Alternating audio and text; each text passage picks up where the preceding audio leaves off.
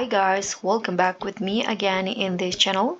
So in today's tutorial, I'm going to show you how you can catch a Napoleon fish in Abyss Roblox.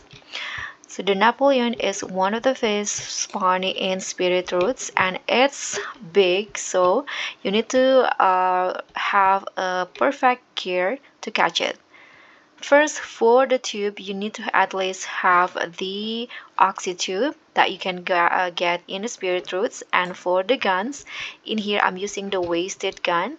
And let me try to catch the Napoleon. So it's big, so you need to shoot it again and again. And hover it long enough to successfully catch it.